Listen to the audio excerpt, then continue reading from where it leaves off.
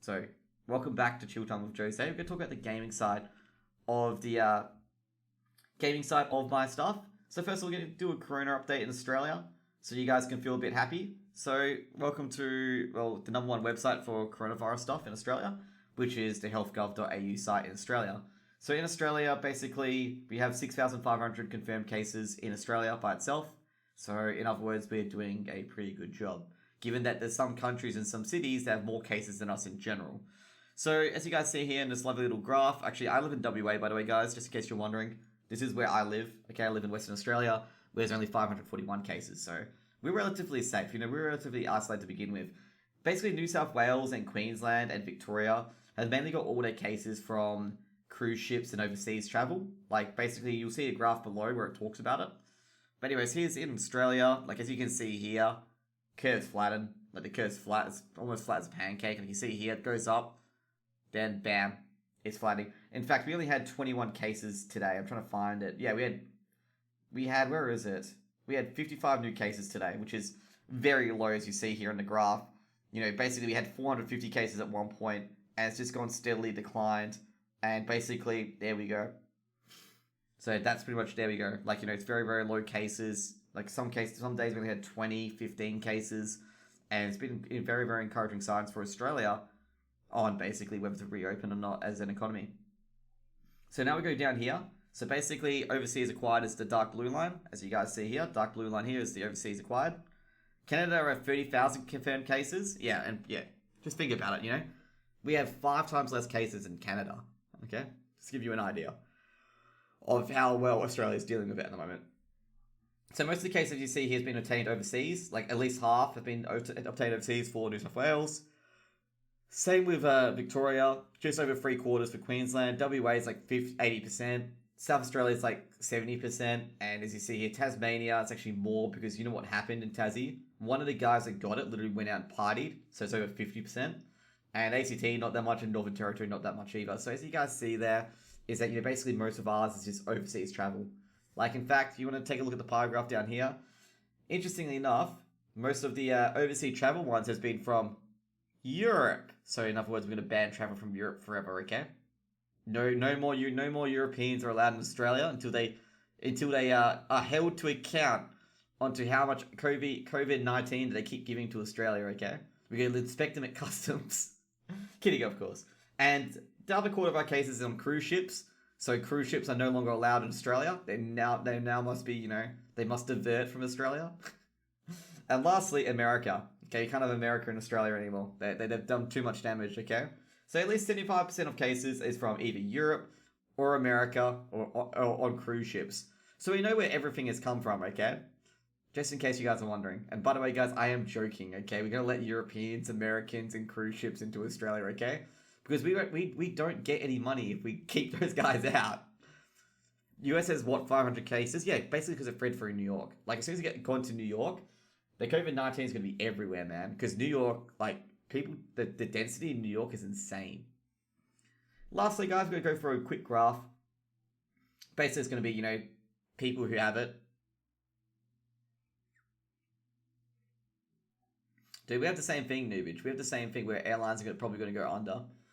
But as we see here, this is basically, the amount of people who have it. A lot of people in their 20s have it, which is pretty good because they recover a bit quicker. And that's pretty much it. That's pretty much it. But with the coronavirus, it's dying down in Australia, which is very, very good news. Anyways, guys, let's talk about more better stuff. The schools opened for the youngest yesterday in Denmark. We are reopening after that 3-week shutdown. Well, you know what? We are banning Denmark from entering Australian shores now, even though we've banned everyone from traveling to Australia. Like, if you don't know, one of our travel bans is that if you're a non-resident of Australia, you get turned back at the border. Can you imagine that? You actually get turned back at the border. In fact, as well as anyone flying in from the eastern states also get turned back at the border as well, and forced into a 14-day quarantine if you travel to Australia. Laid off 1,700 pilots. Oh, damn. Yeah, that's an airline in crisis. When you're laying off pilots, that's an airline in crisis. Usually it's just the ground staff first, and then they start targeting the pilots. People are getting arrested and fined for going out here. To be fair, some people really need to treat it seriously. That's all I'm going to say. Well, our borders are still closed until at least 1st of May. Okay, damn. So you can't. So Australians can't sneak in either. Like, to be fair, they're like any Australian travels. We actually had a flight from Israel in Australia. It was actually quite funny. Like my family was speculating what the flight from Israel was for, and there was no flight number, and everyone's like, it's a diplomat from Israel, and it turned out to be right. There was a diplomat from Israel in Australia, so it's quite interesting. Like they have a meeting at this time. So, anyways, because if you guys want to know, like, there's not much travel in Australia at the moment. So, like, any plane in the sky, people can just like say, oh, what's this? Oh, what's that? But your mom, that's smarty pants. Nah, it was actually my older brother. My older brother that said it was from Israel. Because my older brother's obsessed with planes. Like, really, really obsessed with planes. Next. Anyways, we're going to talk about the games. Okay? He's a smarty pants, then yeah, he is. Like, he reckoned it was a diplomat because it's unmarked. He's looked at planes before, so he knows which is what. And let's talk about the games here. So games I've got under review. Just in case you guys weren't in my Discord, or these games I will be giving away. I'll have a giveaway for the games. The Assassin's Creed 2 series, which I will review. They'll be all one package. And the other games will just be by themselves, other than the Final Fantasy game, which will be with all Final Fantasy 7 as well. You guys, if you want to enter the competition, you need to have Steam. You have to have Steam, and you have to have an account that you're able to be gifted to. If I can't gift it to you, I'll try to contact the developers to see if I can just buy it for you, or try to do some sort of gift via the service, basically. But that's what I'm trying to plan to do. So we're talking about Assassin's Creed 2. So if you guys don't know Assassin's Creed 2 is probably the best game of Assassin's Creed, the Ezio line. So Assassin's Creed 2, Brotherhood, and Revelations. They're probably the best single player games. How do we enter? I'll be putting up a Gleam IO probably end of tonight or tomorrow, and I'll be putting up a Gleam, and basically you guys can enter for what collection of games that you want to enter for. And yeah, make sure you don't have the games as well. Okay, that's a big thing. Make sure you don't have the games. But it'll be a Gleam IO. It'll be on my Twitter account, probably a bit later, probably tomorrow or later tonight. Depends on how the BO3s go. So Assassin's Creed 2, basically, I'll tell you now, when I first played Assassin's Creed 2, my brother was like, dude, just finish up 1 and get to Assassin's Creed 2, okay? Better not be CSGO. No, CSGO is not one of them, okay? I don't put FPS shooters in there as a game to give away, okay? So Assassin's Creed 2, you can get this for free on Ubisoft at the moment until probably later today. Like, it's going offline at 4 p.m. UK time, so you've got 2 hours and 30 minutes to play it. And I can tell you guys now, this is one of the greatest storyline games I've ever played in Assassin's Creed 2. Very amazing game. Ezio is hilarious. Ezio's mother literally shits on him, and it's hilarious. It's kind of sad. Like, it's really, really sad at some points. You get to the point where it's really, really sad. And it's really great and epic at other points as well. The things that you collect actually do something. You get upgrades along the way compared to the other Assassin's Creed game. Ezio is just such a fiery and fun character to be with. The puzzles in the game as well is epically fun. Like, there's like parkour puzzles, there's mental puzzles, and also noobage will really like this. There's actually a lot of history as well, where they make the game world like try to intertwine with reality to try and be like, okay, this is how the Templars infiltrated the world basically into the present world. So basically, it's like Desmond, the main character, plays as Ezio through an animus system, so he lives his life. So there's the Ezio's world, which is 1400 Italy in Florence, and then there's the real world, which is in 2012-ish in Assassin's Creed. So basically, it's like you're split between 2 timelines, and basically, as you go into the game and solve the puzzles, you also go through some histories about some historical figures having these apples of Eden or whatever. And it's, very, very good, thing for a historical buff to be like, all this, all that, really links them all in. And you'll definitely find it's fun and exciting. And also as well, the plot, it's epic. Like, seriously, the ending of this game for Assassin's Creed 2 is literally, like, perfect. It is perfect, the ending. And when you get to the ending and get to that final part, you'll be like, holy moly, big epic fight. And there's also some DLC with it as well. I might throw in the DLC as well with Assassin's Creed 2, because that also builds on the storyline, and you guys would want to do that as well. So next up, we're going to get to the sequel of Assassin's Creed 2, and it's going to be Assassin's Creed Brotherhood. Okay, so pretty much, well, I won't spoil too much, but Assassin's Creed Brotherhood is a sequel to Assassin's Creed 2. It begins where Assassin's Creed 2 left off, and basically it's centered around Ezio once again, trying to build up a new Assassin's Creed family in Rome instead, and it's 3 times bigger than the previous Assassin's Creed. So it's something to basically watch out for and go in for. There's also more puzzles as well, more variety of puzzles, and they do explain the history of the game, and they do explain the history of what the Templars and people are hiding from the actual people. Like there's a hidden thing that the Templars are hiding, and this is what highlights it further. And also you get discussions as well from the people trying to tell you what's the truth of things essentially. As well as in Brotherhood, there's also secret ways to get the best armor in the game, just like in Assassin's Creed 2. And there's a lot of collectibles that you want to get these best armor in the game, and it's just an amazing game that you want to do a lot of time for. There's also all the parkour puzzles as well. Also, you get to play as Desmond on the outside world as well, and it's epically fun. You can explore like the modern world, go back to past and explore it, and you can see a lot of things, a lot of what is it? What do they call it? A lot of cameos, a lot of references to other games as well, and it's epic overall. Assassin's Creed Brotherhood, I gotta say, it's one of the better games. It's also like GTA 5 where you can buy businesses in Brotherhood, and you can generate money that way, and you can also send your assassin dudes on missions as well to get extra money, and it is an epically fun game, Brotherhood, and it really enhances Assassin's Creed overall. It also includes a new range weapon. It's like the hidden gun, and also the crossbow as well, which basically it enhances Ezio's set as time goes on, and it really adjusts itself to modern settings. Like as the weapons get better and better, of course Ezio's repertoire of weapons grows as well.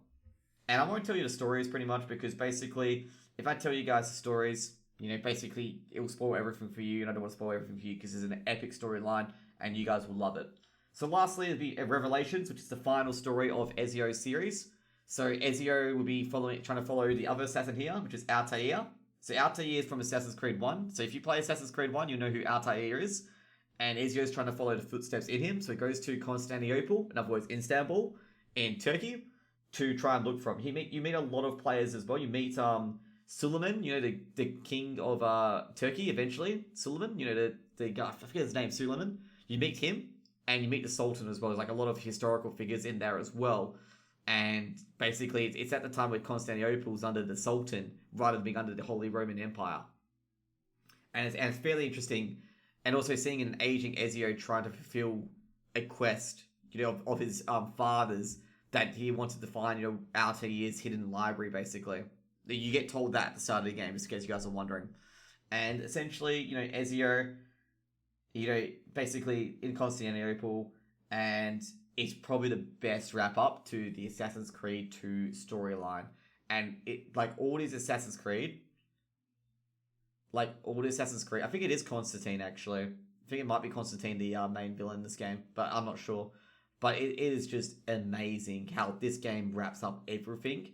And literally, like, they even have an ending of Ezio, like, on a separate Ubisoft channel of how Ezio dies, due to old age.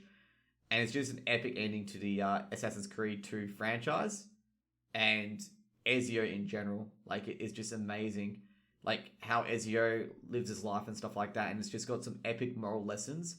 And, it's just a heartfelt ending. It's a really sad ending as well, because it's Ezio's last game. That's why this is a trilogy. And it's really sad because people got so attached to Ezio that they're really upset when they had to finish this game, because they really loved Ezio as a assassin, because he was a very good character, and you guys will 100% enjoy this, 100% enjoy this game, like all these 3 games. And these games will take you days to play. Like, you can play these games in isolations for days, because Assassin's Creed 2, I would say, probably take you like 2 to 3 days, maybe 3 to 4 days to collect everything. Brotherhood, probably about 5 or 6 days. Took me a few sessions for Brotherhood. And Revelations would be also 5 to 6 days. So that's 2 weeks into Assassin's Creed, the 2 series as well. And you guys would probably be, really, really sad. There's one scene in Brotherhood, which is really, really sad. Like, it's incredibly, incredibly sad. Which involves Ezio in Brotherhood. And it's super, super sad. Anyways, next one is going to be... you guys are going to love this. Is Snooks here? Snooky, are you here? Oh, actually, I should have changed my channel to just chatting. 2 seconds, guys. Let me change it to just chatting because I've actually got it into the wrong thing. Because I'm not talking about CS:GO anymore, so it should be good to put it to just chatting.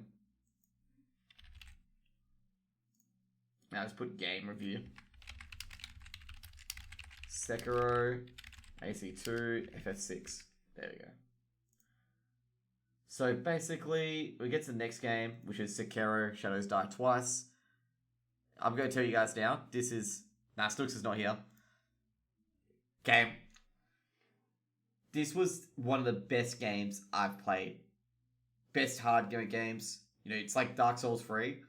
It's one of the most best games I've played. Like, it is a very, very complete game, Sekiro, Shadows Die Twice. It's one of those Dark Souls games, but with a twist. You actually get rewarded by playing aggressive. And it's one of those games where you just find new levels of anger and frustration that you never knew you had. Your blood pressure will go up. But once you nail the gameplay, once you are so good at it, like once you nail the main mechanic behind it, which is a parry system, dude, you'll be like this. You'll be like a what's him again? I forget what he is. I forget what Sekiro is. I think Sekiro is a shinobi. You'd be like a shinobi god as Sekiro. Like, you'd be like the parry king. You'd be like, ding, ding, ding, ding, ding, ding. You just like parry everything and like death blow people in seconds. And it's such a fun, adventurous game. The storyline is epic as well. Like the story behind it. Like there's all these twists and turns in the story. But the story is pretty linear and pretty simple, but there's a lot of twists and turns in the story as well of what happens to Sekiro. Like, for one of the examples, like you go into the past of Sekiro to learn how he becomes Sekiro, and you can actually find out what happened to him, because that one part of it you don't see what happens to him, but he gets hurt. You get to, if you get a secret ending, you can actually see what happens to Sekiro, like what happened in that stage, and you also get to fight a secret boss as well. There's also a lot of secret bosses in this game as well, that if you just play the storyline, you'll miss out on a lot. And like I say, this overall, like, all the little gadgets you can get, like, there's not only one way to kill a boss. There are so many gadgets you can use to kill a boss as well. Like, it's a very, very, as long as you master the parry system and how to use the gadgets, it's a very, very good game. There's one Monk-Eris moment, which is the gorillas. There's gorillas in this game. One of the bosses is a gorilla. And you know what happens when bosses are gorillas in Twitch chat. You just all you just need to know. Like, pretty much, like, once there's a gorilla in Twitch chat, you know exactly what happens. But the gorilla fight is one of the epic fights that I enjoyed a lot. And it was one of those fights that was on there for ages. I think a lot of people in chat would have, you know, seen me in the gorilla fight. And, like, you know, having so many tries and having so many attempts and eventually beating it, which was massive. And, yeah. You know, that's pretty much Sekiro. Like, this is $99. It's currently $58 in the Steam store. If you don't want to wait for the giveaway, you want to buy it now, it's actually discounted in the Steam store at about $58. Also with Sekiro, there's a lot of memorable phrases like, hesitation is defeat, Marda, poor little puppy, nothing but a stray dog, okay? Basically, these are like the quotes that the bosses say when they kill you, okay? And the other one is, you know, what? The Iron Code? You know, 1, never disobey your master, and stuff like that. They have quotes the bosses shout at you when you die, just to, you know, taunt you, basically. And the hesitation is defeat will be in your head a lot, and nothing but a stray dog will be in your head a lot, as well as the Marda, poor little puppy. That'll be in your head too.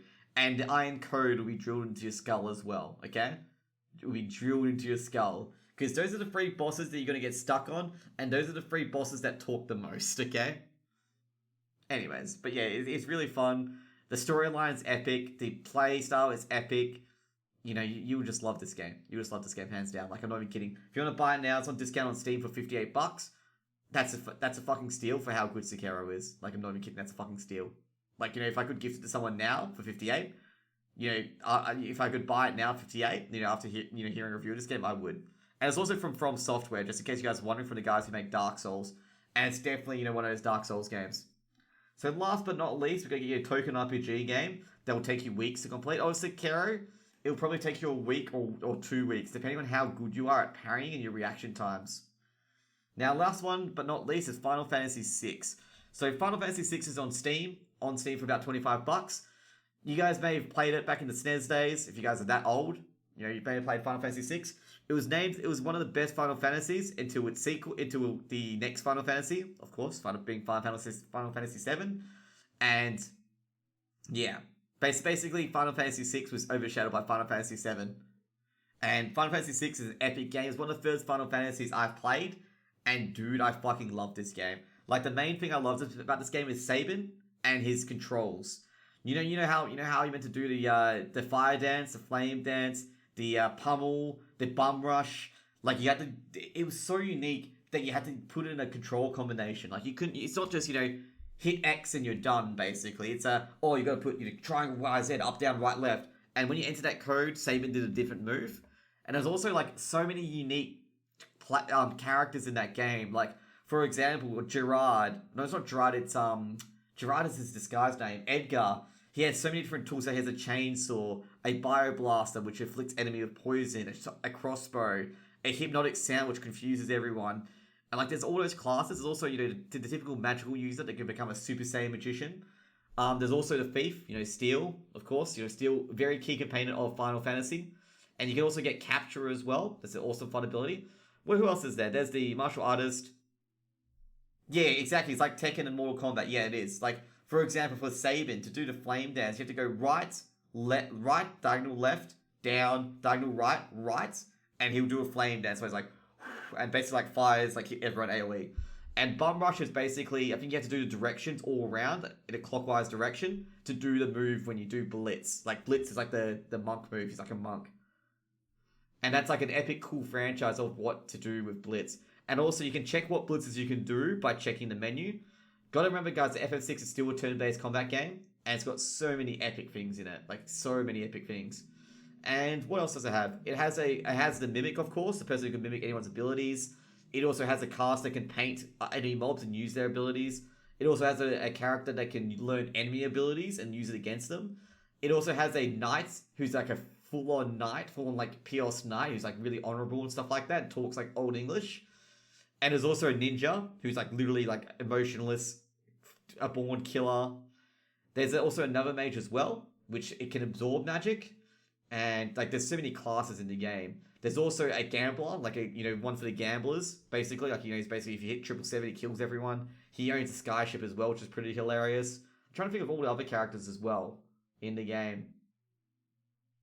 There's also a person who has there's a Moogle in the game you can play, and there's also a Bottle Snowman that you can play as well. I'm trying to think of the other guys as well. Oh. There's also one guy that has laws that you can learn, and a person who can paint people and use their abilities. So yeah, I'm trying to think what else. I think that's all the characters in the game. But you guys will learn like all the characters in the game later. Like, you go on and find all these characters, essentially.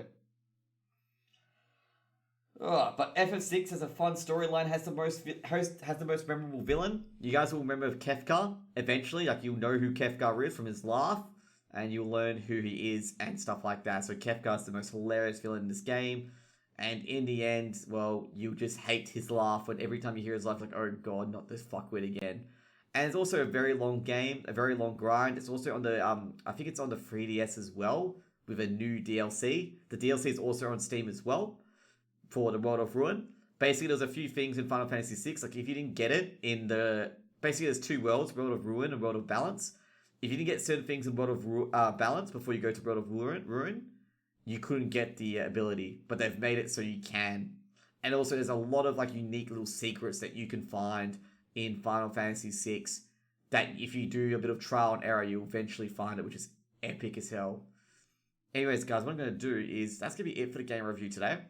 And just in case you guys weren't here for it, or, I did put on Twitter that all these games will be given away. So basically, all these games will be given away. There'll be the Assassin's Creed 2 bundle, which will include basically Assassin's Creed 2, Brotherhood, and Revelations. I'm not decided whether or not going to include the... So I'm just checking the Assassin's Creed 2. I'm not sure whether we're going to include the deluxe edition of Assassin's Creed 2. For Brotherhood and Revelations, there's no DLC for it, as far as I know. But I think for Assassin's Creed 2, there is DLC that does push along the storyline, so I might buy that as well for you guys. So I think the Assassin's Creed 2 edition is... Oh, it's $14. Oh no, it's 2 seconds. I'm just trying to Can't be $14. Assassin's Creed 2 is not that cheap.